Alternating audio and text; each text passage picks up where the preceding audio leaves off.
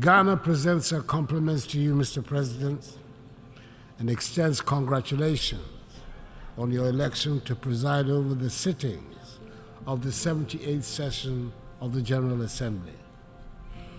Ghana will also use this, the greatest of all platforms, to express the deep condolence and sympathies of her people and government to the peoples and governments of Morocco and Libya over the recent tragic events that have engulfed their countries.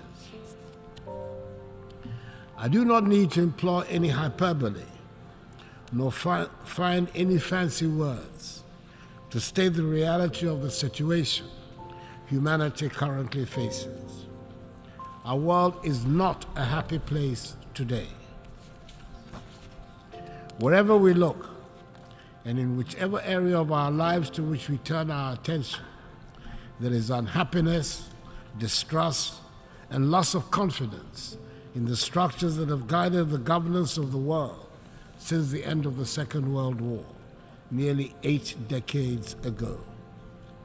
Mr. President, the theme chosen for this meeting is rebuilding trust and reigniting global solidarity, accelerating action on the 2030 Agenda and its sustainable development goals towards peace, prosperity, progress, and sustainability for all. The choice of the theme implies that there's general acknowledgement that things are not what they ought to be in our world. The mutual trust among nations that is required to ensure harmony has considerably diminished. The cohesion that we need to build the peace and prosperity of our societies is disintegrating and nearing Cold War lows. We do not seem to have any common values on which we can all agree, nor common goals to which we all aspire. The fault lines are not just between poor and rich, or the South and North, or the developed and developing countries. Even within well-established and rich countries, the tensions over trade, climate, political boundaries, and geopolitical spheres of influence are palpable. Long-held definitions are being challenged, and sacred truths and beliefs are being questioned or discarded outright, and in some instances, the deliberate peddling of blatant untruths has become acceptable. This organization, the United Nations, under whose auspices we, the nations of the world, are gathered for the annual review of the world, was established in the belief that our common humanity would be the overriding consideration in dealing with the problems that would invariably arise when we deal with one another. There is no doubt that the organization has achieved a great deal in its 78 years of existence, of which we can all be justifiably proud. But it is also true that the reluctance by the nations that were the major powers at the formation of the organization to agree to any reform to reflect present realities has led to the undermining of the credibility of the United Nations and some of its organs, in particular, the Security Council.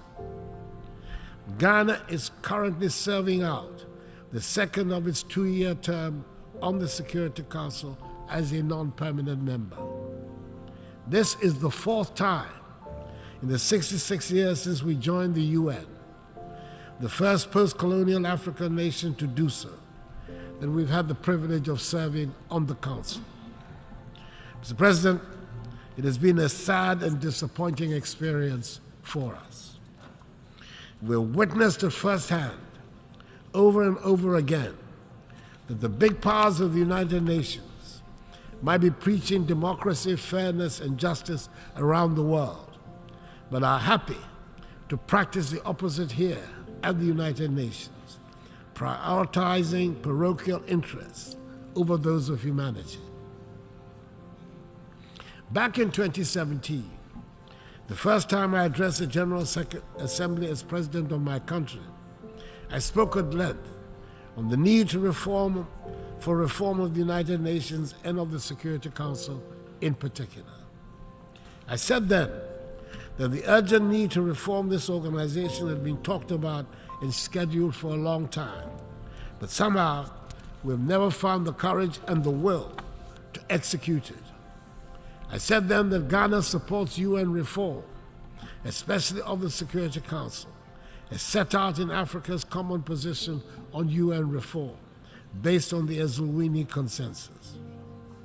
Mr. President, I said then that the time was long overdue to correct the long-standing injustice that the current structure and composition of the United Nations Security Council represent for the nations of Africa. After serving on the Council at this difficult time in the world, our views on the need for reform have been even more strongly reasserted. We cannot continue to preach democracy, equality, and good governance around the globe. We cannot insist on peace and justice in the world when our global organization is seen by the majority of its members and the people of the world as hampered by an unjust and unfair structure. Mr. President, the Assembly has quite properly chosen the rebuilding of trust as critical in restoring stability and prosperity to our world. We cannot rebuild that trust when the organization that should bind us is seen by many as helping to perpetuate an unfair world order, which is reinforced by an inequitable, dysfunctional global financial architecture. Mr. President, for the past year and a half, a full-scale war is being waged in the center of Europe. The United Nations appears unwilling or unable to influence the events taking place in Ukraine. Ghana has sat on the Security Council throughout this period and can testify that the global solidarity we seek to reignite under the umbrella of the UN will only happen if and when it suits those who wield the mighty power of veto. And at the moment, there's nothing to show that these countries have any interest or inclination to do so. Ghana still believes that this organization provides the best vehicle for the world to manage its hydra-headed problems, but it can only function effectively and meet our expectations when we reform the pillars upon which it rests. Anything short of that will continue to undermine its credibility. Mr. President, I do not refer to the events in Ukraine and seek to pretend to ignore the tragic events in my own neighborhood of West Africa and the Sahel. Instability in the Sahel and widespread terroristic activities have put West African countries under severe political pressure and economic strain. Several countries in the region have lost vast stretches of territory to the rampaging terrorists. Coup d'etats have re-emerged as what some mistakenly hope would be the solution to the threats that confront their nations. We in the West African region are trying as best as we can, under the very trying conditions we face, to deal with the situation. We are convinced that the conflicts that continue to plague our continent and our region, in particular, would be more satisfactorily resolved if the international community was to support, not undermine, the efforts of our regional and continental organizations to deal with them.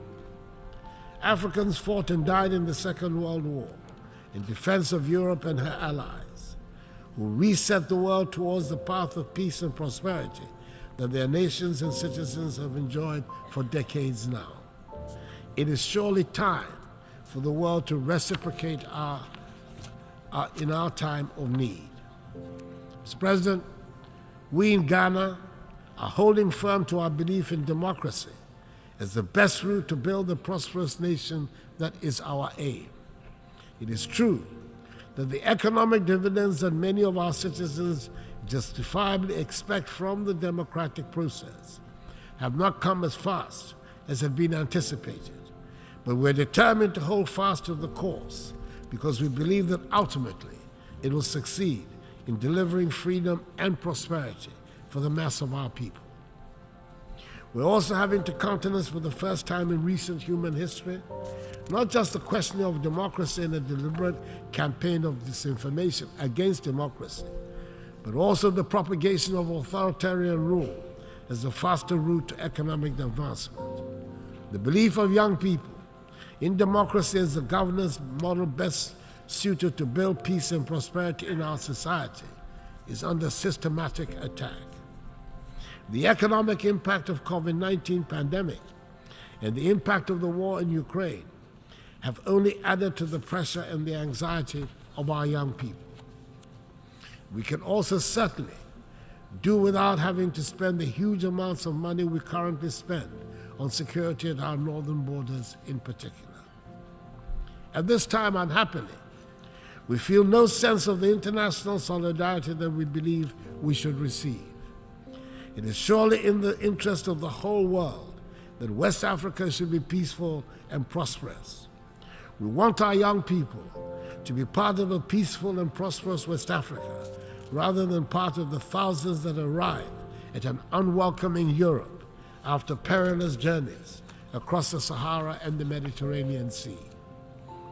Mr. President, we do not seek to shirk any responsibility for the problems we face that are of our own making. And it bears repeating that we are not craving for sympathy, and we do not want to be a scar on anybody's conscience. But we cannot, and the world should not pretend that the present-day economic and social conditions of Africa have nothing to do with the historical injustices that have fashioned the structures of the world. It is time to acknowledge openly that much of Europe and the United States have been built from the vast wealth harvested from the sweat, tears, blood, and horrors of the transatlantic slave trade and the centuries of colonial exploitation.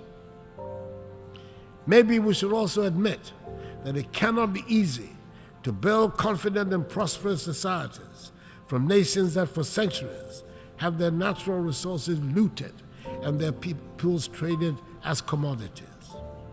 For centuries, the world has been unwilling and unable to confront the realities of the consequences of the slave trade. But gradually, this is changing, and it is time to bring the subject of reparations firmly to the fore. Granted, the current generations are not the ones that engaged in the slave trade, but that grand inhuman enterprise was state-sponsored and deliberate, and its benefits are clearly interwoven with the present-day economic architecture of the nations that designed and executed it.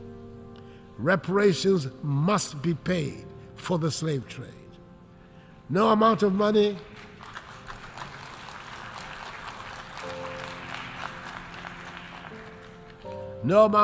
will ever make up for the horrors, but it would make the point that evil was perpetrated, that millions of productive Africans were snatched from the embrace of our continent and put to work in the Americas and the Caribbean without compensation for their labor.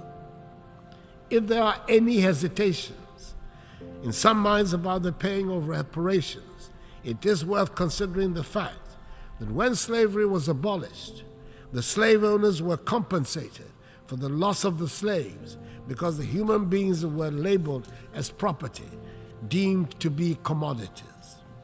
Surely, this is a matter that the world must confront and can no longer ignore. The African Union has authorized Ghana to hold a global conference on the issue in November in Accra. It is probably also the time to return to that vexed subject of illicit financial outflows out of the continent of Africa. I refer to the report of the panel chaired by the highly respected former South African President Thabo Mbeki on the illicit flow of funds from Africa, which states that Africa is losing annually more than 88 billion United States dollars through illicit financial outflows. Yes, those monies too must be returned to the continent.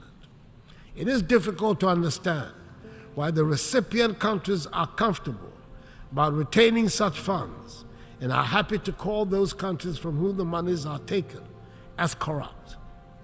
I believe that a joint task force of the African Union Commission and the OECD Secretariat, under the auspices of the United Nations, should be charged to find ways of stopping the damaging outflows.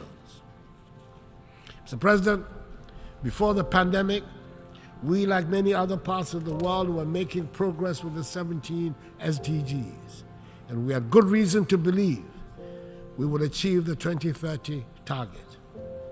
Today, the picture we have on our performance is not very bright. Most of the 21 targets designated for achievement by 2020 have not been met, and we are not on track to achieve many other targets by 2030. According to the 2023 SDG report, just 12% of the SDG targets are on track to be achieved. Progress on 50% of the targets is weak. The most disappointing part is that we have stalled or retrogressed more than 30% of the targets. We need to accelerate action on the entire project. Mr. President, it is within our capacity to turn things around. A good start would be to make the needed changes to the structures of our organization. Then we can rebuild trust and reignite global solidarity. Mr. President, I thank you for your attention.